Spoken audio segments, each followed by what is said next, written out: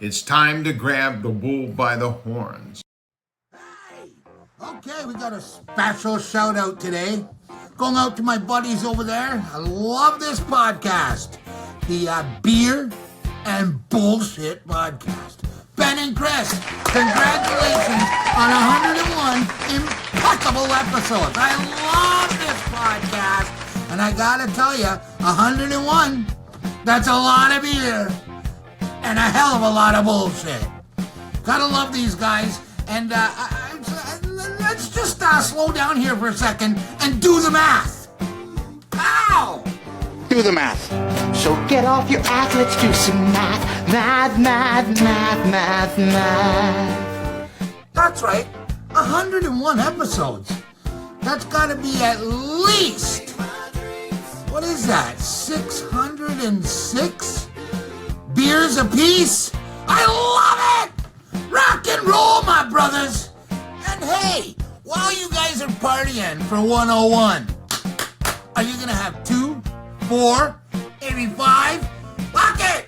Go all the way! 6 apiece at least! 6 Busch Light, 6 Bud Light, and I love them, tall boys. And hey, you can have 2 liters of pop! Can I have 2 liters of pop? Can I have 2 liters of pop? No, you can't! No 2 liters of pop for you. Fuck the guidelines. Rock and roll. Congratulations once again. And hey, if they don't like that you guys are getting hammered for 101, you gotta look at them loud and proud and tell them, hey, you can't handle the truth. Ben and Chris at Beer and Bullshit. Keep it coming, guys. You rock. God, that guy killed it. It was so good. Okay, we got to do this.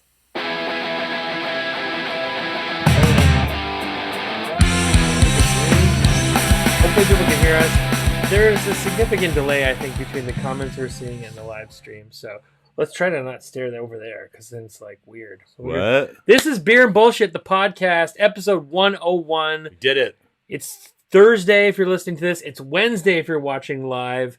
If you've been paying attention to all the hype and all the videos and all the teaser videos being posted on our social media, keep in mind that a lot more trouble went into that than this actual episode. We are bringing the same level of professionalism we have brought for roughly 101 episodes. That's right. I came 10 minutes late, and, well, no technical issues yet, but we'll see. Everything is just precariously balanced. This cord's barely in. We're hanging by a vice. It's Beer and Bullshit. The same level. Oh, but by the way, this is my host, co-host, Chris Pellerin, who's semi-retired but comes back for the big episodes. When we all know 101's bigger than 100. Only because you weren't available for 100 and I interviewed Brad from Brewdonkey. So 101 it is, baby. Let's go. Let's go. It's also GLB Day. I mean, we give them a lot of love on this show, but it's their 38th anniversary today, I think. Ooh. So we are drinking Canuck. Cheers. Not because GLB Day, but just because of a coincidence. So cheers to you guys. Hopefully this live stream is working. This is all new. If not, you're listening to it on Thursday and you don't even know that we're trying to live stream this on Facebook. So good on ya. I'm wearing a cowboy hat because it was sitting beside me before the show started. Chris is wearing a Beyond the... I'm just trying to set the scene here. Chris is wearing a Beyond the Pale hat. My dog's here. My son's here. It's all good. What's going on with you? Oh, okay. This is a live stream. Hi. Okay. Thanks. Good night, Sam. Nailed it. Bye, buddy. Hi, people of Okay. the internet. Bye, bud. Super professional. Thousands of people saw that. Okay, how have you been? I feel like I have seen you, just not in the confines of my basement. Briefly, I was trying to think of when I was on last, and that would have been at the Ontario Craft Brewers Conference, Right. the OCBC. When we crashed the OCBCs. We did not get to 100 beers, which would have been awesome if we got to 101 for tonight. We drank a lot of beer, and you, you took some heat for being visibly intoxicated on my Instagram, I think was fair to say. Just from a couple of people I work with. Well, just one person I work with that messaged me and said, "Are you okay?" in my group chat with a couple of work friends. Is everything okay? Last night looked kind of rough. It was pretty rough in retrospect. But, but then the other person in that group chat said, "There's only 3 of us." And he said, "I don't know. It seemed like normal to me." Yeah. And so did my wife. Yeah. So maybe that coworker friend just hasn't seen me get a little Just doesn't know outrageous. Pell. Not a Pell head. Obviously not a Pell head. Well, I mean, I would think more of a Pellhead than a Johnson, but Just because she hasn't met me. no. Yeah. Maybe that's what it is. What have you been up to? We did take in the Super Bowl together. And her Parts of it. Yeah, we didn't really pay much attention to that Charlie won the third quarter square, by the way. yet. Oh, really? I Yeah. got some money coming to me? No, you owe him $20. Okay, sweet. Amazing.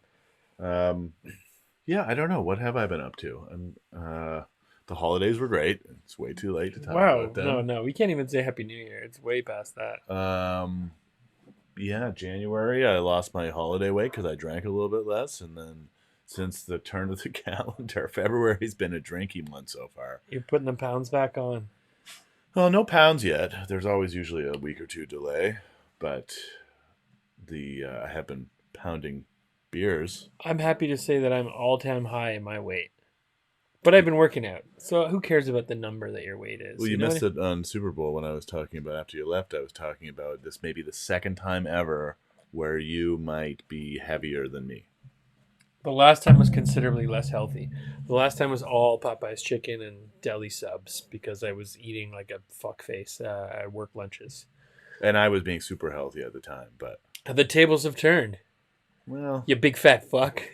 Wait, I'm no less than you. But mine's pure muscle now. Is what I'm trying to say. Oh, I got you.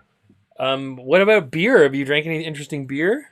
That's a good question. So, my a GLB day, as you referenced, my holiday consumption was a Rorschach and GLB. Both places were incredible, and I visited them. Basically, just a disgusting booze run for 10 bottles of scotch that I had won, and then 3 cases of beer. Why did you get 10 bottles of scotch? Well, there's an auction site, and I thought I need to bid quickly on all of the multi-bottle lots. And I thought maybe I would win one, likely none, and instead I won 3 lots, and I got 10 bottles of scotch. Sweet. Thanks for bringing one over today. That's cool of you. I I just got my bourbon here if you want to get into it. Yeah, but shouts to Troy. I saw him at GLB. This should be the noise we make whenever we say Troy. Okay, Okay. I'm down. The Troy noise. I thought triangle seemed pretty good. That's all it sounds like. Oh, that's a little Troy. We're playing with new software in case you can't tell. We've got some of the good old classic sound effects, but also some new ones. Ooh. How did I not do that for the countdown? That was good. That was good. Yeah, Troy hooked me up. That was nice. Yeah, and then Storm stayed lately. Their Super Bowl special was great. Okay. And they got some matron coming with their province-wide free shipping that they had a few weeks ago. Oh, yeah. You took advantage of that action, eh? What about yourself? What have you been drinking? What have I been drinking? Mostly hard liquor. No, honestly, a lot of Guinness. Save time. Smart. It's a lot of Guinness. I haven't. Honestly, I've been disappointed by craft lagers, and I think I posted something on Instagram because, like, obviously, I enjoy Ontario craft lagers. There are lots and lots of them out there, but I don't think it's at a point where they're accessible. Like, if I go to the grocery store, there isn't one decent craft lager there. Like, they have.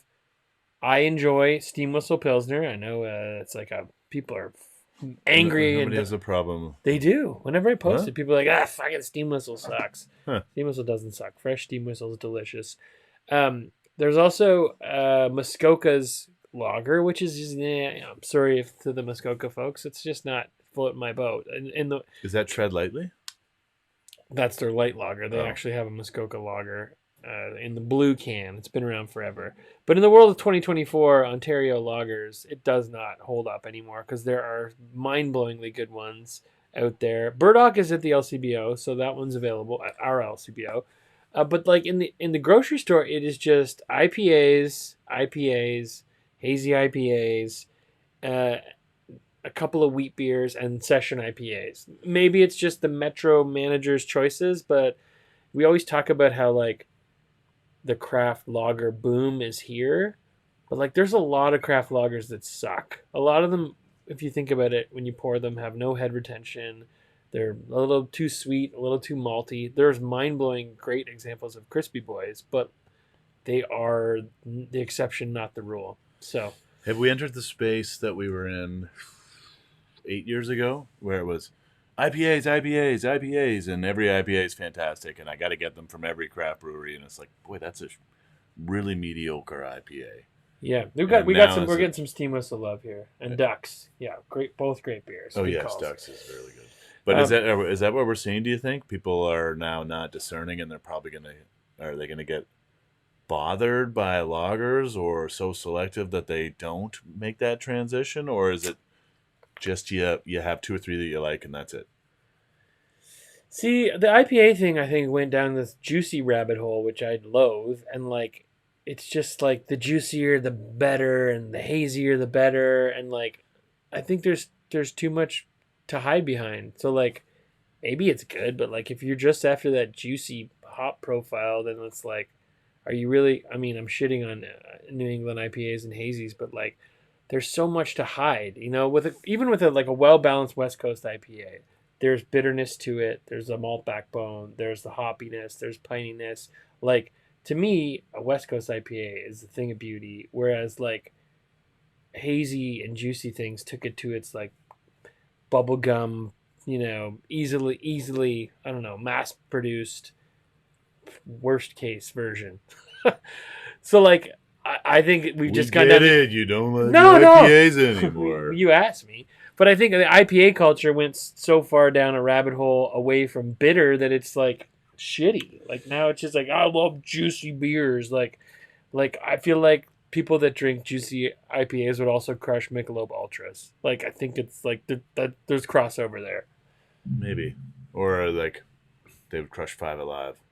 Yeah, they just love Sunny D. Yeah, you know, I mean, the last time I was in the States and grabbed some IPAs, they're all West Coast style. You get none of that kind of juicy profile. And I think it's harder to do well. You're right. You can hide behind so much flavor, so much juice. And yeah. With a lager, I feel like it's the same. That's why we've like come around to like we're getting a call. This is Jason Fisher of Indie Alehouse. Uh-oh. He knows we're doing this live, so we're going to put him on speakerphone. You are on speakerphone. You are live streaming on Beer and Bullshit, episode 101. It's Ron Burgundy. We've got call display. Told the audience who's calling. Hello, Jason Fisher of Indie Alehouse. How are you? Good, Ben Johnson. How are you? We're great. We're live streaming. We've got an audience of 6. I think just 1 right now. We're getting some comments. Hey, no one's counting, Jason. No one's counting. No one's counting. It's also a hockey game that you guys didn't know about because it wasn't scheduled. It snuck up on you. Yeah. Can you let us know the score? Could you just call in every couple minutes so we don't have to tune in? It's 2-0 Canada. Well, that's good. I'm rooting for Sweden Canada. has How about 4 you? shots, and that's being generous. Great. We're talking about IPA culture right now. I think it's gone too far towards juicy. Shut the fuck up. This is why you called in? That's what I said politely. Why did you say it politely? Okay, continue. Go ahead. I'll tell you where you're wrong in a minute. Thanks for calling, by the way. This is great. No, we're talking about IPAs going too far down the road to juicy and hazy, and we've lost the idea of bitterness and balance. And I would think as someone who, I'm just going to say it, was a Stone fanboy and maybe modeled some of his beers after their IPAs, you would be in favor of my pro West Coast IPA views. So, seriously then. This is a very serious podcast, Jason. This is a very serious evening. I'm a fan of people drinking whatever the hell they like and not listening to experts and tell them what they should drink or shouldn't drink and all that kind of stuff. If you want to drink a hazy milkshake sparkle piece of shit, good for you. Great. Like I'm okay. That sounded judgy. I'm happy with you choosing it. I wouldn't, but that's doesn't mean you should be like me. Everybody should be more like me, but that's a different podcast. If anyone else is watching live and has my phone number, feel free to call in and we'll switch over. Oh, really? I'm out already? No. Just tell us more about your sparkle. Just until Kevin Freer calls. So I'm I'm fine with people drinking what they like. I agree with you in that what's a good beer, what's been, kind of the backbone of craft beer from day one has been a good West Coast style IPA. It wasn't called West Coast style for the first 20 years because it was the only style. And I'm fine with everybody innovating. Lord knows Indy does an awful lot of that. But, there's a difference between making a beer you like, selling a beer you like, drinking a beer you like, and just being the next trendy thing. We're doing this because everybody does it on Instagram. There's a TikTok dance, and we've got 4 artists, and, that isn't what I'm interested in craft beer. And I think, actually most people aren't. IPs are an interesting story. They're obviously the backbone of the craft beer, despite, everything else being a trend. Craft beer basically starts as IPA. And then there's some, pockets of other beers. Ontario, I'm muting Toronto, Jason. it's Don't you love how he all just called in to take over the show? 2014, 15, Blah, blah, 16. blah, blah, Then blah. Welcome to Jason Fisher Show. IPAs get silly. Everybody starts to say, hey, I like this lager, and then it's lager.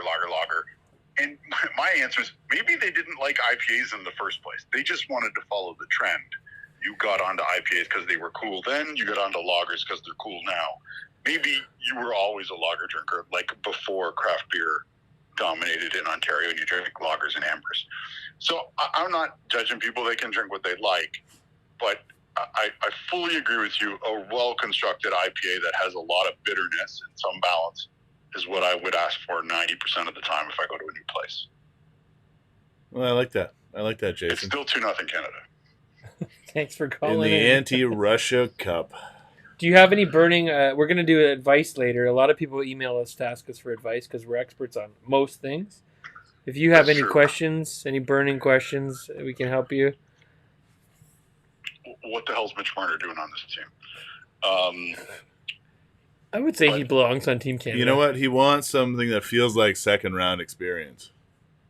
He's the worst player on the ice for both teams at the moment. Well, thanks for calling in, Jay. Great to hear from you.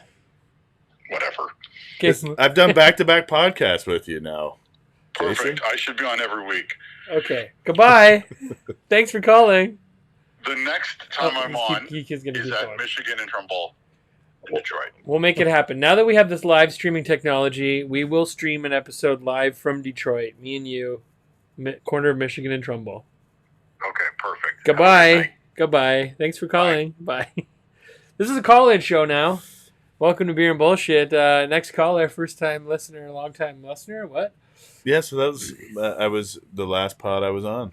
Jason Fisher also on there with all the new technology. Was you've been was you touting. getting PTSD about how he takes over a show when he's when he's involved? Oh, No, he's calling me back right now. I like He's it. literally- He's, I'm not answering this fucking phone call. He's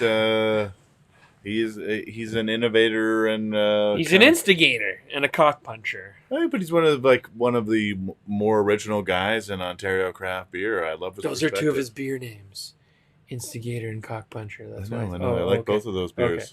And they're hazy, so you wouldn't like both of them. No, they're not hazy. Cock puncher is, no? Maybe it's become hazy because Jason's, as we just learned, chasing the trends. Yeah, That's what he yeah, does. he did Whatever's say that. trendy I and hot, love trends. Jason Fisher and Indy are doing it. Hot lager Fisher. Hot lager That's what they Fisher. call him. My face is getting really red. I feel like I might be having a stroke. There's not a lot of good beer news lately, except maybe it's good beer news, but beer stores are closing. How do you feel about this, Chris? Well, I mean, I think we all saw this coming when they got a massive payout to just go away whenever they felt like it. Right, but now their union is trying to make an election issue that we're losing jobs. 23 beer stores have closed in Ontario since May, or will be closed by the end of February, including our beloved Piccadilly. Did you know that one closed downtown? You know what? To be honest, the beer store is not my main place to get beer. No. Could you pass my carafe of bourbon, please? Anthony Peter is chimed in to mention True History Brewery. Yeah, those guys. They're scheduled to be on the show. I of all the breweries in Ontario that I have FOMO about, True History looks like they're killing it with their lager game. I got to get there. Where are they located? They are in almost my old neighborhood in like the stockyards of St. Clair West. Yeah. I left and then they got really great beer. Well, that's not true. I left 10 years ago. But there's great beer there. Anyway, beer store. Yeah, I don't care at all that the beer store is closing. But everyone is like, fuck yeah, craft beer is more accessible. The beer store is closing. Fuck the beer store. I think it's oversimplifying what's happening. And I actually, if you read Spent Grains, the zine that Chris Schreier has started, I wrote a column about this. But I think that beer in convenience stores is actually very, very bad for craft breweries. My initial take was beer in convenience stores is just going to be more of the same. Who gives a shit, right? It's going to be another place for the big boys to buy up, and there'll be a little bit of craft beer. So, like, okay, it'll be more accessible, but is it going to help anyone? No. I've now changed my tune to be, guess what, more negative. I think it's actually fucking over craft beer because now the craft beer tap room and retail space on the corner that used to be the place in the neighborhood to get beer has to compete with literally, I think it's like 4,000 or something crazy new venues. Like, how many places overnight suddenly sell beer? Like, how many people used to go, oh, grab a pint at my craft brewery, take home a 6-pack. Now they're like, Now they're going to the gas station? why not? You don't even have to put on pants. You go get a taquito and the 6-pack of something. Yeah, I and disagree. I don't know, man. It's easier to. It's more convenient. It's literally called the convenience store. I was just going to say that I have been enjoying it. Where so I try and drink a little less in January, and then I play basketball on Sunday nights, and used to always bring beer for after the game. Right. And now we just stop at the gas station nearby. Always buy Ontario Craft. Right. What did you do before? I would bring them. The stuff you bought directly from a craft brewery. Yeah, or from Which is LCBO. better for a craft brewery. So how about this? So I haven't had much beer in my house, and then I was playing hockey a couple weeks ago. I'm like 7-Eleven. I wonder if they've got beer there. 10:45. Went into the gas station 7-Eleven. Yeah. And what do you know? Grabbed a couple of Jutsus for $3.99. How old are they? But anyway, yeah, that's nice. Well, I mean, I didn't check the label. Yeah. And I just enjoyed them. But that's 51 cents less than what Bellwood sells them for at the brewery. And I know in Toronto, at my cousin's place, he's 3 blocks from the brewery, and he can go to the 7-Eleven there. Always fresh. And it's the same price. So he stopped going to the brewery and is now going to the 7-Eleven. Only when he's Proving feeling my lazy. point. Yeah, exactly. Proving my point. This is it's bad still- for craft beer. But it's still Bellwood selling beer, no? Yeah, but I guess. But don't you think somebody who's going to Bellwoods probably would have had a pint or two, maybe something to eat, and now they're just going to go get some shit with their vape refill at the fucking 7-Eleven? And Yeah, I mean, as somebody that kind of hits craft breweries that I like when I'm on the road, I don't generally stop in. I can't be drinking while I'm driving around, and I don't usually stop to eat. I'm there to get you the just beer. drive, you drink, and you drive. That's it. No stopping for eating. You're going. No, it's more like pounding beers. what I 2 in the talked cup about. holder. GLB and Rorschach. I went to pick up my sister-in-law. Right. I stopped at Rorschach, had Yes. 7 beers, then I grabbed her, and then I hit the road. I think it's bad for craft beer. I think they suddenly have to compete with so much more. It's changed the retail space in a negative way. It's like, do you have 30 packs? Like, fuck no, we don't fucking 30 packs. I'm a craft brewery. Or like, Do you think that's what they're selling mostly at convenience stores? No, but at our grocery store, At the beer store, for sure. Now the beer store's closed. Fuck the beer store. I never liked the beer store. I mean, But don't you think the beer store closing was going to help craft breweries? They never promoted craft beer. They had an agenda with their own brands. It could, but I mean, what's the difference between the beer store, other than the ownership, the beer store, and most convenience stores? If you look at the mix, like, it's the same shit. I'm yet to meet that. I'm yet to see that convenience store that we all said, like, there's going to be convenience stores that go all in on craft beer. Is there one yet? I don't think so. They're like, there's going to be some. I used to say this. There's going to be some that are like everything. What do you mean? You sell all the beer, and Who sells all the beer? Do you go to Miles Variety on the corner here and see the kind of shit? No. You go into the LCBO, and a lot of them, some of them don't, but a lot of them have great craft beer sections. But they also have all of the other beer. Same as the beer store did. Right. Same as a convenience store does now. But if you were the government, I go into a convenience store and I only buy craft. Right. And if somebody who's a craft minded is going to do the same thing. But our boy Dougie Ford, his whole pitch was, this is good for Ontario, it's good for jobs, it's good for small businesses. It's not at all. Well, that's just stuff you say. Some call it policy, or like maybe what you say should be accurate. But like, if he actually wanted to help small businesses in Ontario, let them open their own fucking stores. Have stores that are just craft beer. It would have been easy. But he'd prefer to put money in the pockets of people that own the 7-Eleven, which he's literally his donors. He visited the 7-Eleven CEO in Texas when he went there. He's like, how can we help businesses get richer? It's not really helping. It's not creating any new jobs. It's not helping craft brewers sell more beer necessarily. Anyway. So you don't see an avenue towards, like, effectively a beer store that only sells craft? That's what they should have done. They should have said, craft brewers can open. I don't think there's anything to say that they can't now. I mean, they've opened it up more in terms of who you can have sell to. alcohol. There's like a minimum. You have to be a registered convenience store or grocery store, and everyone was like, sell a few "Someone's bags going to of come." chips. Right, someone's going to come along and do the bare minimum to be a grocery store, and it'll be Yeah. a craft beer haven. Hasn't happened yet. Haven't seen that yet. Well, we just got started. Well, it's beer in every fucking shitty convenience store. How long does it take for one good one to start? All the shitty ones got on board real quick. They made room beside their fucking crack pipes and vape pens. Anyway, the beer store in Piccadilly's closed. It was the worst beer store, I think. I'm not sure. I think I've only bought beer there like once, and I've lived. It was one I of the lived within worst. 3 blocks for. It was one of the a worst. decade. The Dundas East was pretty sketchy too. I mean, they're all pretty shitty, but that was one of our worst. That was where you're like guaranteed to see a 10-speed. Someone would be coming out of there with a 12-pack on their handlebars. Grab your 10-speed. Get your fucking 10-speed. Put your fucking 12-pack on the handlebars. Do you guys want to see? Oh, I can't. I was gonna turn my computer. There's a dog over there, but the actual camera's over there. If you're just joining us, this is Beer and Bullshit, the podcast, live streaming on Facebook for episode 101. My dog Egg is here off camera. Chris Pellerin's here. He's wearing a Beyond the Pale hat. It's accurate. Great brewery, great guys. Had a bang up time with those fellas in Vegas. Got some hazy IPAs when I was there, and guess what? I enjoyed them. Fucking rookie. It's rookie shit. You got to drink balanced lagers. You know what? I'm just- Jason Fisher, it can be a little bit of a curmudgeon. No. But at least he's open-minded about people drinking what they enjoy drinking. No. You're like, lager. Everyone has to like a crispy boy. No, I'd like that. I'm much less curmudgeonly than I seem on the internet. But drink whatever you like. I probably drink a lot of Miller High Life. Even it would probably stack up with craft beer, which may make me a hypocrite. But you know what? I love those bottles. You just you crap on every New England IPA at the entire province. I'd rather drink a Miller High Life than a New England IPA. I'll say it. Hot take. Hot take. What are you drinking right now? I'm drinking Maker's Mark bourbon and a Great Lakes Canuck. What's the Canuck style here?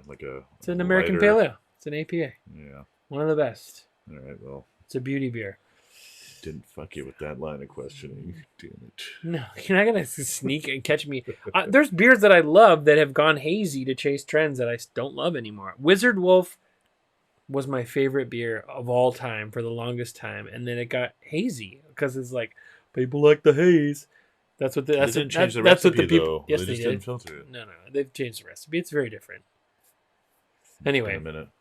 I'm saying I'm not a hypocrite when it comes to the haze. If you make my beers hazy, I'll fucking stop drinking them. There's a hazy. You version. heard it here. There's Unfiltered lagers. there's a haze- That's what this boy wants. There's a hazy version of Canuck. I never tried it. It's like a New England IPA version of Canuck. Can we talk about influencers running amok, Chris? Yes. Okay. I was hoping you would. Did you? I know you probably don't listen to this show because you're so busy with volleyball. You can't even be on it. Can you listen to it? Well, sometimes I listen to it, but with that kind of attitude, Do you listen? never Look at. again. Should we pan out? Whoa, that's way. Oh, that's shit. Way out. That's the distance I want to be. This shirt's available in the lobby if you want to pick this one up. Okay, here's what I'm gonna do. I'm not gonna name names. I might have to start naming names because I talked about this last week, Chris. I did not listen to the program. Okay, here's the thing. There's a new wave of influencers in Ontario, and I love it. They are boosters. They're making great content. They make reels. They go to the breweries, which anymore. But they go to the breweries. They drink the beers. They try the new things. They make the content. It's awesome. I'm not shitting on that. We need new blood. But it's dangerously approaching the point where they're just boosters, where they don't express an opinion. And I get it. It's profitable in the sense that you get free shit. You get invited to things because you're a booster and everything's positive and everything's great. I said it on last week's show. If you don't have an opinion, at a certain point, people are going to stop giving a fuck what you have to say because it looks like you're just boosting the folks that are sending you free shit. And you know what? I will name some names. The Canadian Brewing Awards are coming up. They are openly awards critic coming. I know why I wasn't invited or why I wasn't involved. I don't love awards. But they had openly asked that if you post X amount of content related to the Canadian Brewing Awards, you'll get a ticket to go, which is fine. I understand why they would do that. Why wouldn't you do that? How many do I need to do? 7. 7 is the number. No, so if you post 7 pieces of content about the Canadian Brewing Awards, how many have you posted? 0. I've talked about this twice on my podcast. Does that count as 2? I hope so. 5 more. I'm going to the show. It's on his way. And I've seen some influencers out there that are just suddenly posting magically about the innovation at the Canadian Brewing Awards, and I know where that's coming from. It's basically regurgitating their talking points. So I don't want to get angry, because I love that these influencers are doing their thing. They're supporting craft beer. They're supporting the Canadian Brewing Awards. They're supporting the Ontario Brewing Awards. But, here's my thing. Just disclose it. That's all I'm saying. Make it clear why you're doing it. Just be like, hey, this is post 1 of 7. Whatever you need to do. You're not just suddenly the marketing arm of the Canadian Brewing Awards out of the goodness of your heart. Just disclose it. That's all. I'm not going to name any names. I love all the people that are going, and I love that they have a community of influencers, but if you don't say who's giving you the free shit, people can't suss out what to trust from you. That's kind of always been my thing. We always did, back in my day, we were beer mail. You'd be like, I got this for free. Just say you got it for free. I mean, I would love to say I get more stuff for free than I do, but follow-up question to this. I'm waiting. Did you disclose to our audience that our Ontario craft beer I said they wanted to send us. I said was media related and it was free. Yeah, I said we're beer media. Okay. I paid for our hotel room though. I got a fucking ticket to a conference which I go to for work. But I did say we are going as media, courtesy of the Ontario Craft Brewing Awards. Well, so I don't really think that it's different, except for buy in with the 7 post. That that's a little different, right? You gotta tweak it. You're not just sharing love for the Canadian Brewing Awards or whatever it is out of the goodness of your heart. You're hoping to get something in return. To me, that's a relationship you need to disclose. It's an integrity question. So, in terms of being critical of beers or reviewing beers and that kind of thing. So my brother had an Instagram account for a long time. Mattingly's Sideburns. Check him out. Rob Pellerin. He's on our slow pitch team. Chris's little brother. And so he would get beer delivered to him sometimes. Right. And then if he didn't like it, he just wouldn't post about it. I had a similar philosophy. So, I mean, is it better to get something and then, that's sent to you thoughtfully by a craft brewer who is doing their best to make the best beer they can. Yeah. And then shit all over it online? Is that better from an altruistic journalistic integrity standpoint? Or are you better to kind of prop up the industry to be a, quote, booster, if you will? Yeah, so, I mean, I had a similar philosophy. If I got beer from a brewery that was, usually lights out, and one was a miss, I didn't necessarily feel the need. I'm just I'm just not going to say anything at all. If I got a great beer, I'd be like, thanks for the beer, acknowledging I got it for free. This is a really tasty one, blah, blah, blah. Still don't like dill pickle beers, but thank you. That kind of stuff. I didn't like that. Yeah, I did do that. I did that to counterpoint. I mean, Oh, I was thinking of a different kind of dill pickle beer. No, I made a dill pickle beer. I never got to try it. But anyway, there's two schools of thought on this. One was kind of like I would say gentlemanly, sort of make that a gendered term, to be like, this beer wasn't great. I'm just not going to talk about it. But then I also met influencers or beer people, someone like Jordan St. John, for example, who won't mind me saying this. He's of the opinion that he is doing breweries a favor by pointing out the faults in the beer. Well, maybe in their tap room. Well, he's like some people are like, well, they sent it to me for my opinion because I'm an expert, so I'm going to give my expert opinion and I'm going to share it on the internet, which I don't think is always necessarily a valuable thing. What does Schreier do? He's got a pretty intense palate.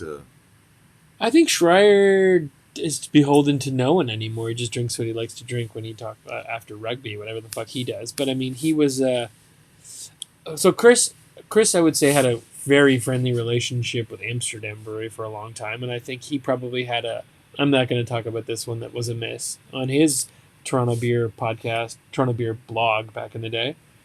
But I mean, if you don't come out every once in a while and blast someone or call people out on shit, what good are you as a critic? Like, I mean, maybe I do that more than I do the other anymore, but like, you have to be able to call out bullshit. Or what do you stand for? Well, yeah, I mean, that's fair. I mean, influencer culture is not there. They don't view themselves as critics. True. Which is why it's ruining craft beer. I think Instagram ruined criticism. I'm spending a lot of time redoing both of my daughter's bedrooms, and boy, do they look like influencers want them to look. What do you mean? Like they follow home renovation trends? Well, my one daughter loaded up my Pinterest account with stuff that she would be interested in, and then I'm getting hit up with like collages. It's not just one thing; it's like 18 things. God, like 12 of those are in her room now. Like, this doesn't... Oh, thoughtful. It just felt like it was time for a sound effect. It was the perfect timing. Troy? Is he calling in? Woo, for sure. So how do you feel about this Four Nations Cup that is clearly excluding all of the former Soviet republics? And Switzerland and Germany, I guess. I mean, I'm all for excluding colonial countries that are actively engaged in warfare. I was okay with excluding Russian Olympians from the Olympics too. Get your shit together. Why do you get to participate in international events if you're shitty? I mean, I feel bad for the athletes. It's not their fault that Vladimir Putin's a piece of shit, but... Well, some of them were under the IOC, right? Right. I mean, Ovechkin's a big Putin guy. It's crazy. I love Alexander Ovechkin. I think he's better than Sidney Crosby, but in Canada, you're not allowed to say that. But he's a big Vladimir Putin guy. Well, I think you're one of the most famous Russians globally. I am? No, not you. Nazdrovia. Well, you have styled your facial hair after one Vladimir Lenin. That's my guy. Why such communist facial hair? Is it communist? I'm just growing out my mustache. It's the only part that grows thick anymore. That and my pubic hair. Just kidding. That's the opening line of your manifesto. It's so sparse. We must have strong pubes and mustaches or the communists will win. I'm going to open a window because I'm super hot. Chris? The capitalists will get us unless our pubes grow strong. Continue to talk about the Four Nations. Jason, wait, look, I can zoom in on you while I'm gone. Watch this technology. We're going to pan over. And wait, let's do Pell's Corner right now. Should we? Is it too early? I don't know how early it is, but... Let's do Pell's Corner. I'm confused by the Four Nations Cup, how they came... Is this the first year for it? I haven't been... I don't know.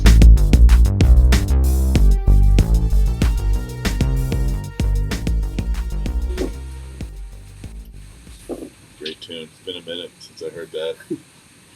That was just to kill some time to open the window. It's quite hot in here. The HVAC is exposed, and so when the house is being warmed, the office gets real warm. Boy, entertaining story, Ben. So HVAC stands for H vacuums. What does it stand for? No one knows for sure. Are we talking hockey now?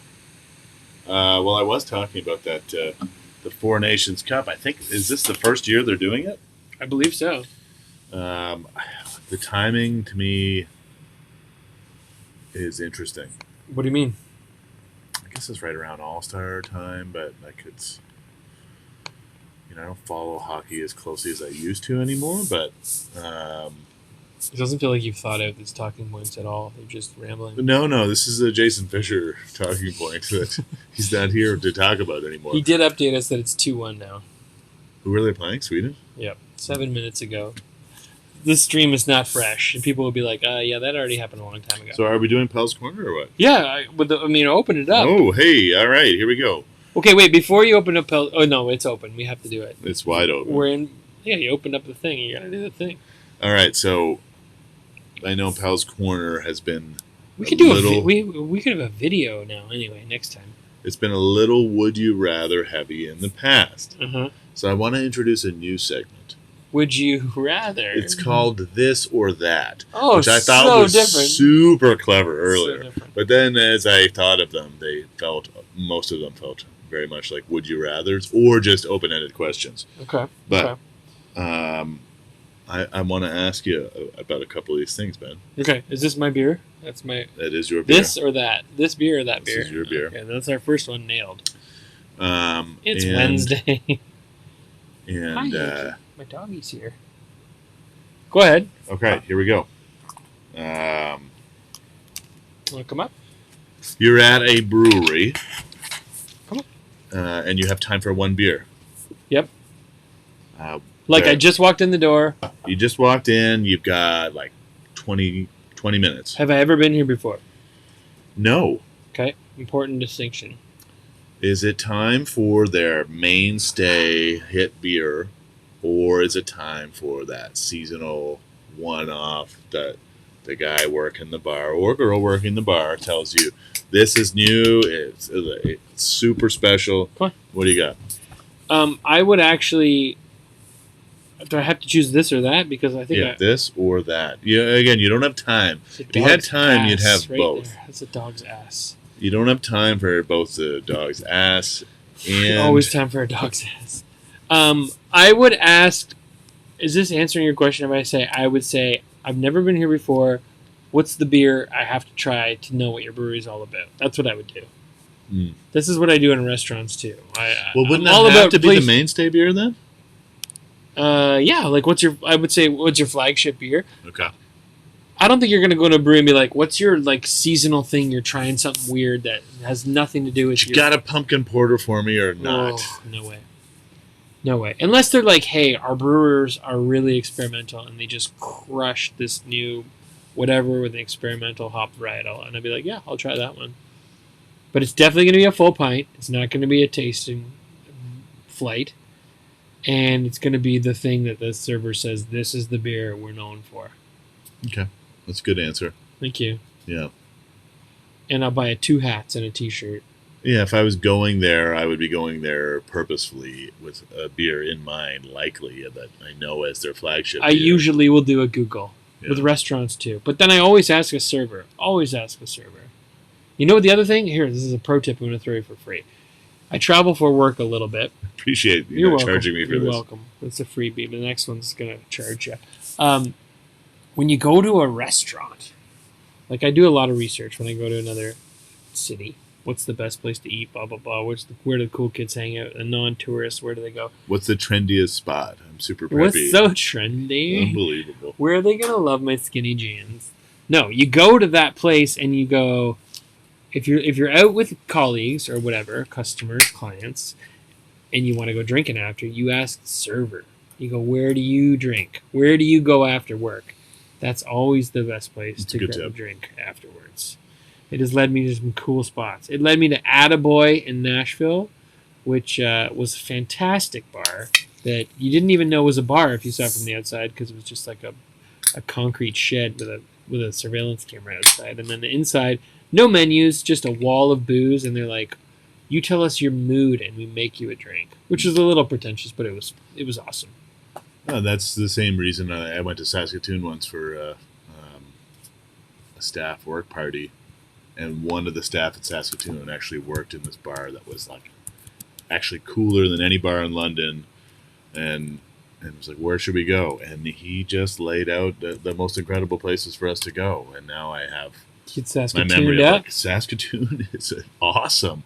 This place is incredible. Forgetting about like the -2 degree day that we had in December, that was just fantastic for walking around and pub crawling. But no, that is a hot tip if you're talking to locals. And Saskatoon, I went to a really cool restaurant that was in an old Chinese restaurant that they kept all the decor of. I went there. Did you go there too? Yeah, there you good go. spot. There's probably like 5 cool places in Saskatoon. I went to all of them. Yeah. I was there for a day and a half. All right. We're still in Pell's Corner. If you're So- just joining us live, this is episode 101. We're on the air. This is flashing. I bet that's pretty annoying to look at, but oh well. Yeah, I don't think it's flashing. Oh, It is flashing. It is flashing. It's got Oh, 2 shit. settings. We're on air. We're on the air. If anyone comes in here and This looks must be directly what at us, they'll know we're on the air. This is what it would have felt like in old time days. This All is right. what Joe Rogan feels like. All right, here's a question for you. You go to a show, band that you like. Mm-hmm. Do you want the band to play all the songs exactly like they're on the album? Or mix it up? Things like acoustic or different approach. What do you want to see from your band? I think I want to hear the songs like they are on the album, but give me one twist. Like, oh, and then when they decided to play that one differently, that's okay. But like, you want to sing along. I was inspired by seeing a video of Mark Hoppus from Blink in the breakdown in Damn It, singing the songs to Espresso by Sabrina Carpenter. And Tom DeLonge being like, what the fuck? Like, boomer? What the fuck? It's like, I had no idea what that song was. Yeah. I'm like, would I like that or not? Like if Mark Hoppus played those songs at his show? No, but just in general. And then I was listening to Face to Face earlier, and the version of the song I was listening to, I'm like, what album is this from? And I was away from my phone, but I'd never heard that version of the song. I'm like, huh. I mean, it's an interesting twist, but if you've saved up money to go see a band, I don't know. I think I need to. I'm not a huge live music person because like I want to hear the best possible version of a song, which to me Sometimes that's live. is it? It's the version. Sometimes. I think the album. I mean, studios they exist for a reason. They make your music better generally. When I was in a band, the first album that we recorded was really shitty. And then people would But we tell us. rocked live. They would tell us, like, you guys sound so much better live. I'm like, I don't think that was the best performance. I'm pretty drunk right now. But Well, they probably were too. That's a vibe. yes, there's the That vibe helps. that's there. And that's different, like dingy punk rock club. Yeah. I think I'd like to hear a unique twist on one song, but stick to the hits. Okay. Like, Are you seeing any shows anytime soon or no? Well, here's a band. This is going to be a weird... but there's this band called the Red Clay Strays. They came to the London... Not the London Music Hall. They came to Rum Runners. And they popped up in my algorithm. This will be the song we play to end the show. We'll play one of their tunes. But because of my algorithm of local music, whatever... The Rum Runners ad for the Red Clay Strays popped up, and I just saw this guy. He looks like he's like a clean cut 1950s hillbilly guy. A lot of Vegas, a lot of Jerry Lee Lewis vibes, you know. And I'm like, these guys seem pretty cool, so I bought tickets, $20. Fuck it. I'm like, let's go see a show, $20. Didn't have any plans, didn't have any babysitters, couldn't go. Like I was just fuck it, I'll eat. Have you it. been to Rum Runners? No. It's an awesome venue. Well, so I ate the cost. I never went. And then they came back into my life somehow. I forget how. And I was like, oh, fuck yeah, these guys. They're coming back to London. They're at the London Music Hall March 17th. Tickets are going for $200 right now on the resale I market. bet you feel like an idiot. I feel like a huge idiot. I could have seen them for $20. And they're coming back to Rock the Park. Those tickets are like $150 in July. So That's a big step from Rum Runners. it's crazy, right? I missed my chance. I think they kind of blew up a bit. You know how I saw them? I follow Theo Vaughn, the podcaster, and he gave the lead singer some love on his birthday. I'm like, oh, fuck, I think they're big now. Theo Vaughn's giving the lead singer a birthday love. So I missed my shot, but I... What was the question? The question was, Do you play go it to as shows? it is. Oh. No. I was asking if you're going to any shows. No, I'd like to go see the Red Clay Strays on March 17th. If you're out there and you're the manager of the Red Clay Strays, hook me up. I'll buy a T-shirt and I'll try the best beer you recommend. So I've only been to one show at Rum Runners, and I just mentioned Face to Face a moment ago. I saw them at London Music Hall. London Music Hall fits maybe like 2,000 people. London's a punk rock town. Yeah. Singer started a song one time when I was there. I was the only one. It's like, you figure out what we think. And then I was the only one that sang the next lyric. And you noticed? And he was so fucking mad. Because it was like, you. this is He's like, pathetic. this piece of shit's the No. only guy. It was like, that incredible asshole out there is the only one of This you that's a glorious real hunk of fan. shit. It was one of my true fan moments. And then the next time they were in town was May 24, Not an American Long Weekend, Sunday night. And we went, and they got bumped from London Music Hall to Rum Runners. I'm like, fuck. Rum Runners Which is is better. where my band would have played. Right. It's like it's a 90, maybe 105 person capacity. There was maybe 70 of us there. It was fucking awesome. Yeah, I'm kicking myself for missing this band. I feel like I they can't got big in the believe intro. like this band is charging $200 a ticket. You had a chance to see them in a 100-person venue. Oh my god, such know. a. Okay, give me one more this or that, and then No, we're no, gonna. I know I have multiple others. No, I said one more. All right. We're over an hour here. No Okay. one's watching. Well, I thought There's one. There's 3 people here. Okay. You better bring it. For All our right. 3 fans. Can I Inspired have by. 2 liters of pop? Would you choose? We only have 2? one more. No, whatever. All right, well, I got a couple more here. Who are we keeping time to? Yeah, I don't know. All right. Adaptation faithful to source material or liberties abound? Interesting. I mean, I don't think there's a rule for this. If you want to cite examples, I can accept that. Yeah, I think there's directors that took source material and made it way better, and there's also people who are like, fuck, the book was better. There's too many examples for both for me to pick one or the other. Like, there's so few that are like, the movie's just as good. Like, I would say like, The Shining and maybe 3 others in the world are like, the book is as good as the movie. But you know, Kubrick hated. I know he did. Fuck that guy. I mean, he's an intense dude for sure. Yeah. I mean, if I'm there because I love the book, I'd love to see a faithful adaptation. But there's definitely, like my favorite movie of all time is Cool Hand Luke, and I would say it's not a very faithful adaptation of the book. And most people that don't know it was a book. Good book, but movie's way better. I don't know. Yeah, Shawshank Redemption would probably be. Both pretty good. And that was a pretty faithful adaptation, but some liberties. I think you have to even if it's a TV series. Like I think of Harry Potter, I'm a big fan, and the movies cut out tons of stuff, and now there's going to be a new TV show. Yeah, Am I gonna like it if it goes into every little nitty gritty detail? there's a Harry Potter TV show coming out. Yeah, HBO. Didn't we cancel that turf piece of shit? Well, HBO is Pro-turf? standing strong on junior kindergarten rowing. I guess we hate diversity, equity, inclusion, and trans people now officially, now that Donald Trump is president. So it's okay Well, to support J.K. Rowling. I don't want to be I gotta straighten controversial. my knee. But Don't defend J.K. Rowling. We'll end the show right now. no. I was more going to be like, freedom of ideas. Literature doesn't always tell you stories you want to hear. Well, none of her literature talks about trans people, but she said Dumbledore was gay. so she's allowed to be anti-trans. Well, She's a piece of shit. It felt unnecessary. I know. It's do you separate the artist from the art and blah blah blah. Anywho, All your favorite artists beat women. That's all. That's the takeaway. That wasn't where I was going. No, with but that. it's true. I mean, John Lennon, Miles Davis, they all fucking are pieces of shit. Right. Yeah. Right. All It's addicts problematic. and, I'm just a big Woody Allen guy, not so much for his movies, but his life.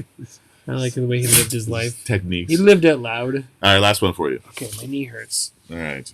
Nobody Oh. wants to hear about I your don't- fucking knee. God damn it. How long have I missed the shows for? 10 I'm years? straight- Clean it up. straightening it out. Jesus. All right. It's 3-1. Jason Fisher update via text. 104 first episode. This is it. Inspired by the film 101 Dalmatians.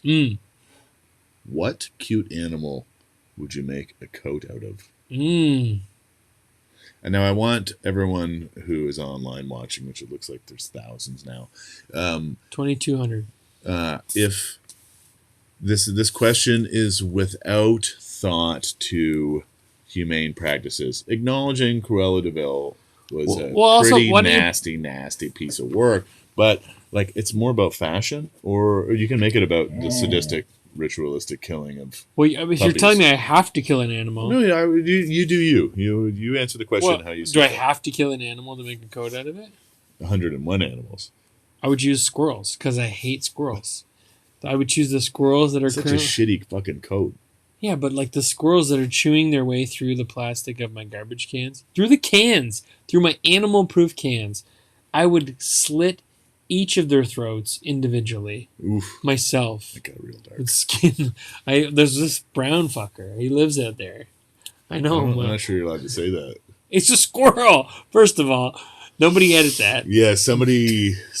No, there's a brown squirrel that lives in my garbage shelter, and he might try to make a nest in there. And every time I go take out my garbage at night, my dog, maybe he's fired up because he heard the word squirrel. If I had to choose a coat because of animals I wanted to see die, it would be the squirrels. If I had to choose a coat because of the beauty of the pelt, I mean, it's terrible, but like a polar bear, man. I mean, that's a beautiful. You sick fuck. Well, you told me I had to do it. It's a beautiful white pelt. Here's some fun facts. There's no good answer. It's either your sadistic squirrel. Polar bear. Shit or it's an apex predator. Beautiful. It's 10 feet tall. It has no natural predators. Its hair is technically transparent. Did you know that? And its skin is black. A lot of people don't know that about it. For the people listening, I did not give Johnson this question. He just wants to make a fucking coat out of polar bears. You said if I could choose without thinking about the cruelty, polar bear. There's no. I mean. Yeah, I'd like to fight and kill a polar apex predator, eh? That drives you? Oh, yeah. What do you want to dress like a fucking, what? Some kind of bird or some dumb shit? I want to be a fucking... You have somebody making you a coat and be like, no, yeah, I killed that. I'm going to kill the most powerful predator on Earth that has no natural enemies. 1,000-pound, 10-foot-high apex predator. Come on. That's a great coat. And it's white. I look like $1 million in a white fur coat, bro. You kidding me? That's not a bad answer. And the squirrel one actually wasn't bad either. For me, it would be raccoons. Blend. Yeah, camouflage with my general skin tone. No, they're gray and black. That's what I've got left. And a little bit of white. So it's like because it would be an extension of your hair? No. It's part of your squirrel reason. Squirrel That they're getting into my garbage and stuff. Oh, okay. Plus, they're cute and cuddly, which you missed from my original part of my question. I don't think a polar bear is considered cute. Why would you want to be cute and cuddly? I want to be a powerful predator. There's like you want puppy to be Dalmatians. Are you like a fluffy? You want to curl up? No, the idea was to make it more difficult for you to murder all of these animals, but you seemed ready. Oh, look, there's people weighing in the chat. What do we got? Andy says, then you'd own a coat that you hate. And Anthony says, fur or leather? Interesting choice. Oh. I mean, if it was leather, I'd choose human skin, obviously. There's no greater material. A Buffalo Bill, fat guy in a little coat, you know? I'd love a blazer made of human skin. Is that weird? A little bit. But like someone with nice tattoos, like an interesting blazer. Would you use their shoulders for shoulder pads? Yeah. Their scapula. I would definitely implant their scapula in the back. You're a little soft. You're not as wide as you'd think I'd for take a big advantage. guy. You know? Honestly, a skin suit that made me look like it was my skin, just jacked up. That's the dream, right? Like full Buffalo Bill style. I wouldn't do it like a blazer. Did you say Buffalo Bill? Or I did, yeah. I wouldn't say it like a blazer. I would wear like a rocky robe, with all of my opponent's of human skin. Yeah. That's gross, Chris. You're sick. No, I want to make my next opponent. Let's put it in the chat. What would you guys choose? We got at least a couple people still watching. What animal would you skin? As we close Pell's Corner, we hope to get some of your answers, but we're going to shut her down. We have so many. Okay, we're not going to do it because we're so late. But there's a lot of people that have been emailing us for advice. I don't know if you know this. If you're new to the show, it's Beer and Bullshit, the podcast. We got an email address, holler@beerandbullshit.ca, and a lot of people email us for advice. It's the 101st show extravaganza. Well, we haven't I think checked. you can probably do a couple. We haven't checked. Like, they're long. We haven't checked the email in a long time. A lot of you, I'm sorry. Some of these were life and death, and we missed the opportunity. Like, should I kill myself? Oh my God, this was 2 months I'm ago. on a ledge right now. That's not funny. Oh, but it is. You sick fuck. Why don't you kill some squirrels? Okay, I'll read one. Okay, they're all kind of weird. I did take a little glance at them. Okay, Dear Ben and Chris.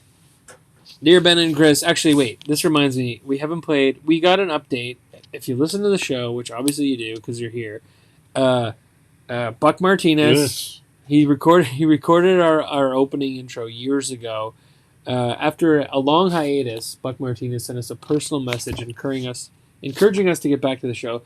And he knew it was 101 episodes, and he sent us not a video, unfortunately, but he did send me a voicemail, and I wanted to play it. I haven't heard it yet, but Unprompted. no. He just saw that we had a bunch of videos, and Buck listens to the show, and we've got a voicemail from him. We're just gonna play now.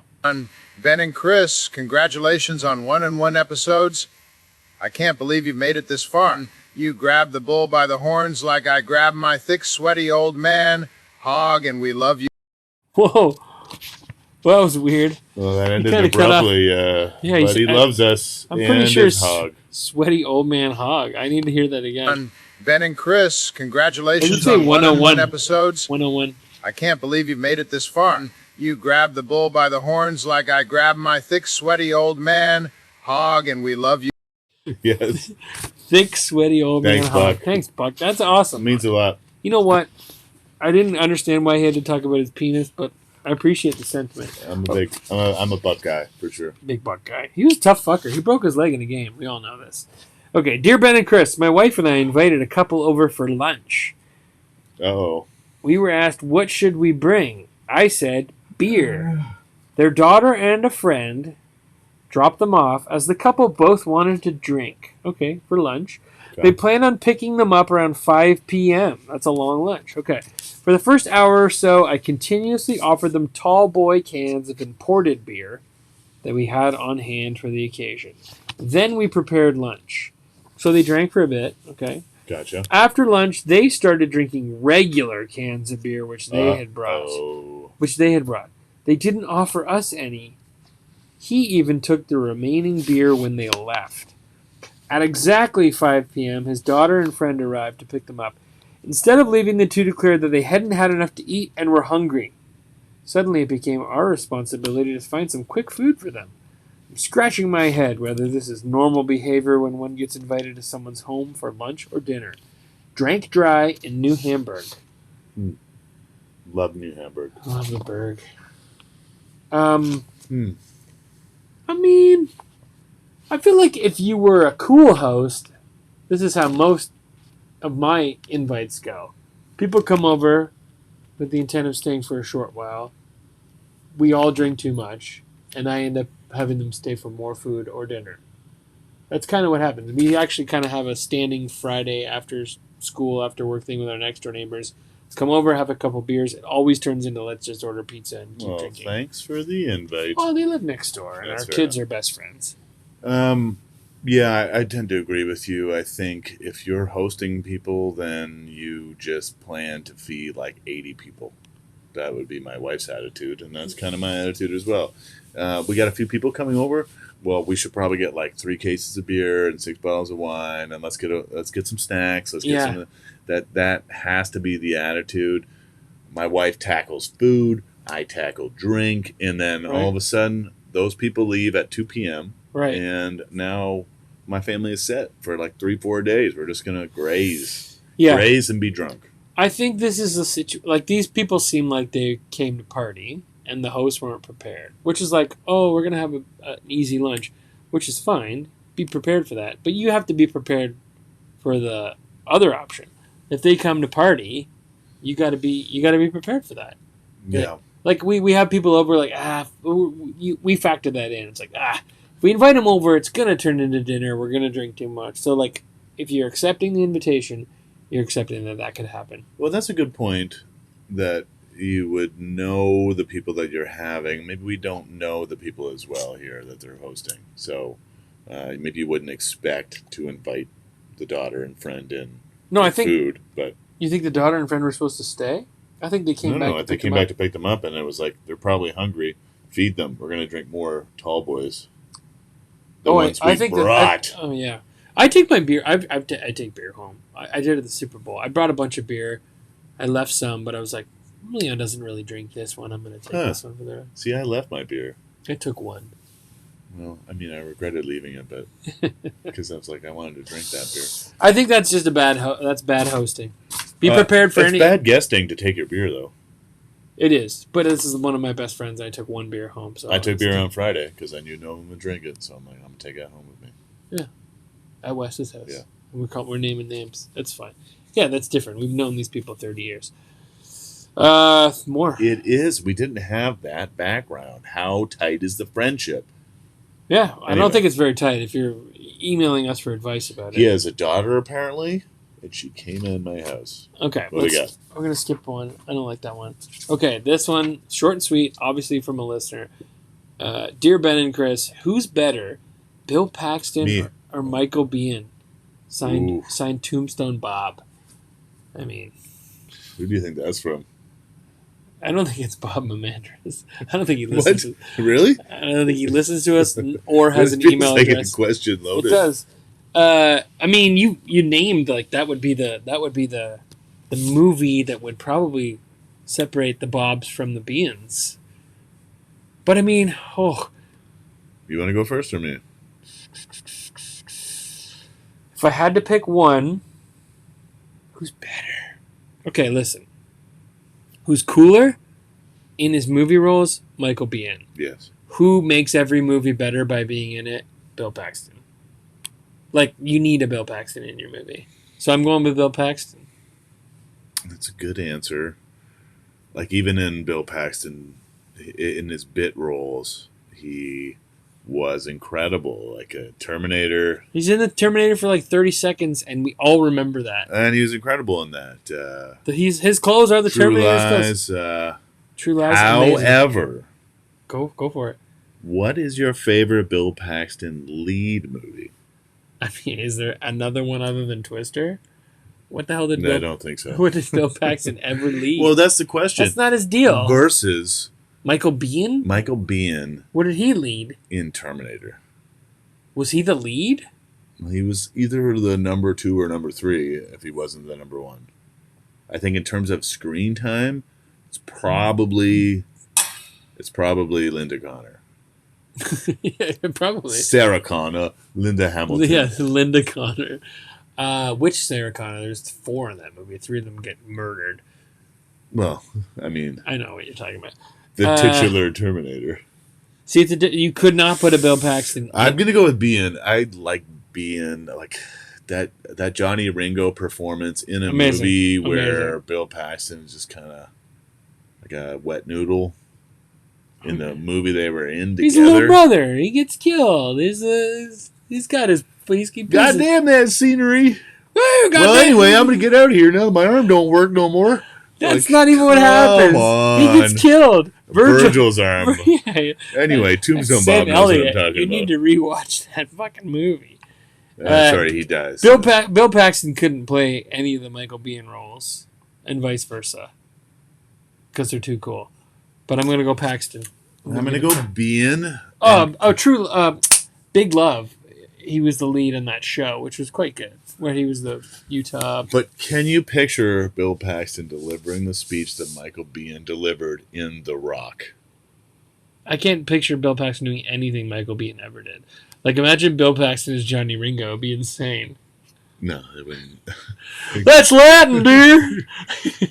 Evidently. No, that's hey, where's my Huckleberry? I haven't seen it around. Both those are Doc Holliday's lines. Okay. All right, Longer. Let's do it. There you go. That's pretty good. That's a pretty good Bill Paxton. She got an ass like a 10-year-old boy. Okay. I told you I got called out on that line one time. That's a terrible thing to say about anyone. Well, I just had said it like kind of as like I thought it was a funny line, and then I said it one time like, why would anyone want to ask like a 10-year-old boy? I'm like, it's a movie quote. Oh God, what did I say? Oh fuck. I think it's like a small fit bum. I understand, but it's weird. All right, well, you made it weirder. Well, I'm just trying to explain it. Oh, what's happening? Are we still commenting? Okay. People are still here. People are still talking. People are still reacting. Okay, let's do... This one's kind of long. Way too long. Do you want me to read it? You can't manage. Sure. You can do this long-ass 4-paragraph guy while I... Dear Ben Do you have and more Chris, beer? Can I have one of your beers? I don't have any more. I saved a nice craft lager for you. If we were to go 101 minutes... What is that? That takes us Are we to... already over that? No. Oh, well. What's that? A minute, an hour and 41. Yeah. Let's do it. It's fucking math. Shut up. Jesus Christ. It's Bill Paxton math. Michael Biehn would have had that an hour ago. You Dear Ben and Chris, this isn't about beer, but it's clear you're both corporate sellouts like me during the day, so I thought you might be able to help. We switched to built-in microphone at some point. This is not good. Hang on. Oh, no. Got 101 tech years. Oh, man. Apologies, folks. We just listened. We just realized we had switched to the built-in mic, so the sound quality has sucked for a while. That's Chris's fault. We're back on Back the on the Yeti Nano. Nano. It's not about beer, but it's clear you're both corporate sellouts like me. Johnson is for sure. Yeah, during You're the more day, corporate so than I me. thought you might be able to help. I manage a team and have run into a problem with, quote, Bob. Name's changed. One of Same my guy. employees. The guy who wrote the last letter. Bob loves this job. Tells me almost every day how much he loves being at this company, but as much as he loves this job, he's not very good at it. He's gotten us incorrect information and turns in incomplete notes. Tries to tackle more and more projects, but it's leading to him misinterpreting information, making erroneous conclusions, generally dropping the ball. Colleagues frustrated, they can't rely on his research. It actually makes more work for them. Oh. They're fact-checking. He peppers me with suggestions to improve the team. Gotten 10 emails a day. We should use Slack. We should get t-shirts. Blah, blah, blah. We should send autographed cards. Not bad ideas, per se. Just not ideas that are particularly effective or actionable. Waste time giving blah, blah, blah, updates on his projects, asking for approval, etc. Let him know the time for lengthy conversations is not available, but he keeps coming back. This is so long, Chris. Bob asked me if he can attend production meetings, which is not a part of his job, and I'd want him to fuck off. Who wrote this to us? I guess what I'm asking is, how do I crush his spirit No, in a is that really what it productive says? way? Okay. He wants to help so badly. Okay, get it the and gist. do I get the more, gist. but he fucks it up constantly. Okay. He's a fucks. Doesn't say it. Okay, but it's a guy who loves a job, but he sucks at Bob it. loves his job. I need him to slow down, take more time with his real work, rein in the extra stuff. Just chill out a little bit. Yes, that's time. Yeah, you're up. And That's too long. Okay. I mean, this is a leadership do you want question. the last part of it? The real questions? Sure. Break it gently and couch it in praise for his good attributes, or take the no-nonsense approach and just hold hard facts. I mean, this is just if you're a people leader in your job, this is just what you have to deal with. I mean, isn't that what you have performance reviews for? I'm kind of Oh god, that's fucking so corporate. Well, what do you mean? When do you Well, I mean, once quarterly, you could probably talk to Bob about it and give him an 8 out of 10 instead of a 7 or a 9. No, but you would have a regular.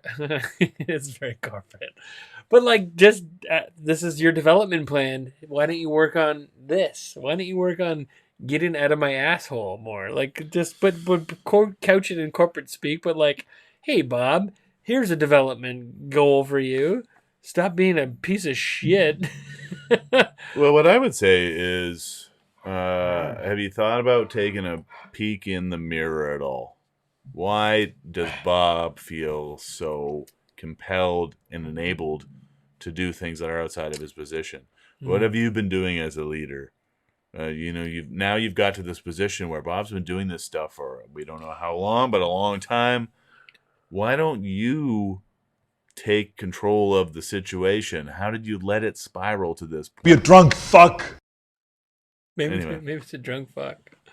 Yeah, maybe it's like, Bob, you drunk fuck. You drunk fuck. Yeah, actually, that's probably good advice. Actually, Be a drunk fuck. Go get drunk with Bob, and then be like, Bob, could you just fucking slow down already? I've been That's gonna wanting to say this to you for a couple of years, and I've just been so fucking spineless in my corporate job. It is honestly the person that wrote this. I apologize, but you're just kind of spineless. Like if you can't manage someone, I'm sorry. I appreciate that people write to us for advice, but why you're asking us, I don't know. You should probably just have a frank conversation with this person and be like, here's where your performance is lacking. I love that you love your job. But Feedback is necessary. Yeah. And we've gotten into a society where feedback isn't accepted. Have we? Why would you say anything bad about anybody? Well, if they report to you, that's your job. I'll fucking tell people. I don't know that everybody is like that. Well, they're garbage people, and I'm good, and they're bad. That's all I'm trying to say. Well, I'm glad you thought that through, how you presented that. I'm good, and they're bad. Nailed it. Is there one more? Let's do one more. Is there a little one? Here? I didn't know we were going for an hour and 41 minutes. I could have. I could have stretched out Paul's Corner. I asked the chat. Are you ready for this one? I asked the comments if it's Bill Paxton or Michael Biehn, and no one's weighed in yet. You can't see that. I like the first line. I like it. Okay, I'm gonna let Dear my dog, Ben and Chris. I'm gonna listen. Wait, I'll give you the zoom again. Can you actually make it like? Can you do like a dramatic reading of this while I zoom in on you? I think I can. Okay. Can you do like? Yes. I wish I had music to back you up. Make it like a dramatic monologue. I'm going to do this really nicely. Wanna go? Here. Go. Go on. Dear Ben and Chris, I'm a college student. I was born without legs, and I've lived my entire life without them. I guess I shouldn't laugh at that. My grandmother recently entered a retirement home, where she's discovered a fascination for YouTube shorts. She now sends me videos about people with random disabilities, including a quadriplegic bride, athletes with prosthetic limbs, which I've never used, blind children learning how to use a cane, and stroke victims learning how to walk. It just feels like anytime she sees a video of someone with a disability, she thinks, oh, I know who'd appreciate this. My granddaughter who uses a wheelchair. I know she means well, or maybe she's trying to say, why aren't you doing more with your life? Either way, I think it's kind of weird, and I'd like her to stop. My mom and brother think I'm being too harsh, and that I should just let her love me the way she does. I want to find a way to gently tell her that her heart is in the right place, but I'd rather she send me the same types of videos she shares with the rest of my family. Signed, Extreme Grandma in Brampton. Good reading, first of all. Wait, let's get the applause sound effect. Thank you. Thank you. I probably shouldn't have been laughing at that one. You laughed immediately when I said that she was in a wheelchair. I was born without legs is a fun way to start a letter. That's all I'm going to say. So her grandma's sending her content related to her disability. She wants some advice. Well, I'm stumped. Come on. I mean, my advice is going to be like... Did you get my stump joke? Oh, yes. Now I get it. I missed it at first. I'm stumped. Yeah. We're into hour 2 of the show. This is where we get it. Non-PC. I mean, that's what grandmas be doing, right? I think so. And I think that's probably like the family's advice might be the right advice. Like, do you call it out? Like, I remember my grandma saying something overtly racist to me when I was like 11. I'm like, do I make this an issue? Or do I date the French figure skater who's from Africa? I feel like racism's a little different. You can call that out. When you're 11? I guess she's older than 11 now. This is like her grandma's like trying to be well, like, you should stop being a coward then. I was 11. Yeah. Leave me alone. Yeah. I mean, but also you don't want to like cut her legs out from under her. I don't know. Do you find this as you get older that there's something different about older? Hi, son. It's very late. You should be asleep. Why you guys like drinking alcohol on a podcast about alcohol? Good night. Well, I think you answered your own question, Sam. Good night, pal. Oh yeah. Has everyone seen the dinosaur yet? Yep. Bye. Bye. The internet. Live long and prosper. Okay. Good night. I thought this was a soundproof room. Why does he hear it? I don't know. I need to seal that door from the inside. Sorry, let's talk about your racist grandma some more. I don't think we need to. Okay. I don't think she's got a leg to stand on. Personally, I think I mean, you're missing all of these. no, I heard that one. Yeah, I don't know. I feel like you don't respect people without legs.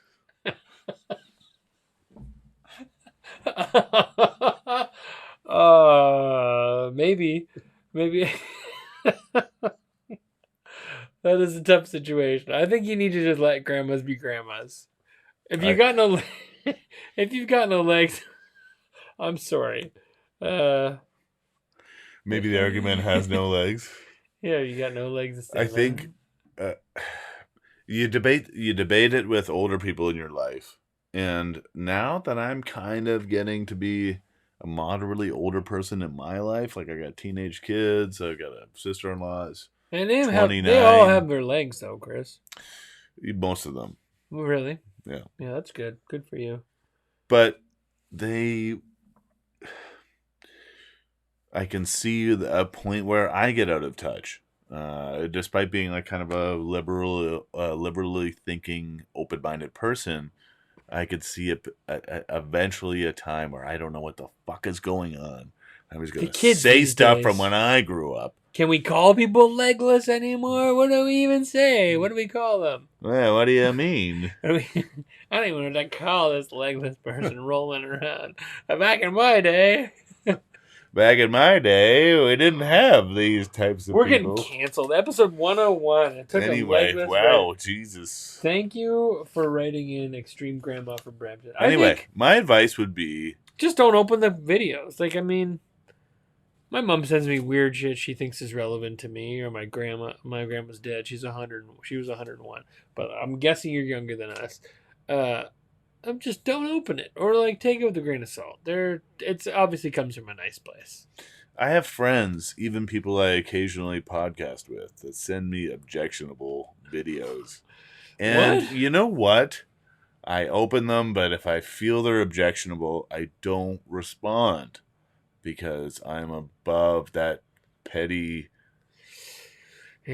bullshit. Or maybe you get her to walk a mile in your shoes and just see what it's like to be a person with no legs. Okay. See if she can stand on her own two stumps. Yeah, you're gonna have to make a stand. If you have no legs, please write in, because I will take advantage of the opportunity to make no leg jokes. Oh, we've got, I think let's not read any more of these. We're at 101 minutes almost. You came prepared to recommend something. Yes. Okay, you go first, because I didn't, so I have to think about it, and then we'll wrap this fucking thing up. So I've been doing a bit of reading, and most of the time I read e-reader, and I've been driving my wife nuts because I got physical books. The light is on. Right. There's no dimmer switch. You're back to physical books. She turns over every 15 minutes. Are you still awake? Do you need the light on? I'm like, yeah, I need the fucking light on. This book's good. That's what I say. Why do you swear at your wife so much? Well, she have no legs or something? That's an important book. It's an important book. What is this important book? It's not an important book at all. Tell us more. So I would recommend... instead of a throwback, this is in the vein of Dune and Fahrenheit 411? 451? Yeah, that's the one. Mm-hmm. I just recently read The Hitchhiker's Guide to the Galaxy. For the first time? Yeah. Good for you. I thought I'd already read it, but someone gave it to me for Christmas, and I read it, and I loved that the humor was like so offbeat, but it reminded me of like, I don't know, just a random, I think you should leave kind of Lonely Island sort of random humor. And, and the fact that it was from 1979, I'm like, okay, there's also other idiots out there that have been around for a long time. Great book. Yeah. That's your recommendation. My new one is The Sympathizer, from written from a spy working for the CIA, post Vietnam War. Very Homoerotic? That's kind of a thing you like? A lot of legless homosexual sex. And that's not what I'm super into. Oh, I thought you said that. But my in-laws are from Vietnam. They escaped. They were South Vietnam. Escaped in 1979. So it kind of hits home from when I was visiting there with them, and just kind of interesting unwinding of what kind of happened post. What you think about it, the Vietnam War from a North American standpoint. It's not the whole story. It wasn't the whole story before, not the whole story after, and so this kind of interesting, quirky take on it. I was about to give you a sound effect. Hey, to wrap that up. I can't think of what book I'm currently reading. I think there's a book over there, but I may have already. Boy, it sounds like a real page turner. Yeah, but here's the thing I'm gonna say, because it's a TV show. Probably not a hot take, but American Primeval. I love me some bleak, bloody Western shit, and American Primeval on Netflix. It's not like 100% on Rotten Tomatoes, but it's good. Tim Riggins from Friday Night Lights is kind of this like badass guy, reluctant hero. It's got all the themes of all the bleak shit you want to see from an American Western. Here's my beef with it, though. The coolest guy in it, for sure, is the Tim Riggins character. But he's like, he knows how to speak to the natives. He lives off the land. He's super fucking tough. He doesn't wear a cowboy hat. He's got like a bandana on. He wanted to be different with this character. I'm like, if he was wearing a cowboy hat, so fucking cool. It's a weird thing that bothers me, but it bothers me. Like, he had to be like, oh, my character's not a cowboy. He doesn't wear the hat. Well, this kind of harkens back to you being a sellout earlier. They were talking about. Right? Wear the hat. Wear the hat. Would I've got a Stetson. Why hat? wouldn't he have a Stetson? I don't need a Stetson. He's a guy that should have a good hat. Anyway, is there a background for why he doesn't wear the hat? He kind of lives in the woods and he keeps to himself and he's jaded and it's like the reluctant. Someone needs to help this poor woman, and then there's a tough guy in the woods. It's like, I don't want to fucking help her. It's that kind of vibe. Gotcha. Just put a cowboy hat on. Make it a Western. Go full on with it. Not everybody wore cowboy hats. Yeah, the Cowboys did. This fucking guy should wear one. If you agree with me, let me know in the comments of this thing we're going to wrap up right now. Hey, let me know about the cowboy hat stuff. You know what? If you agree with me, smash the like button, hit subscribe. This has been Beer and Bullshit, episode 101, Chris. We did it. We made it. 101. That's what everyone tries for. It took us 5 years to have 101 episodes, but we fucking did it. We had... That's an average of almost 20 a year and slightly more. That's consistent. We do 22 a year. Shout out to Anthony and Andy for watching live, throwing some comments in here. And let's give it to Jason Fisher. He called in. We didn't know it was a call-in show, but he called more than once. Let's and go, texted Jason. a few times. Kevin Freer, disappointed you never called. He doesn't watch the show. He's a huge hockey nut. Loves the Swedens. He's probably refurbishing a bass guitar or something tonight. Anyway, thank you for listening to 101. We're back next week with guests every week, as you've come to expect from us. Fresh, hot, every week. sexy There's a content. chance I might Chris be there. might be here, he might not. Goodbye, everyone. Good night. Peace.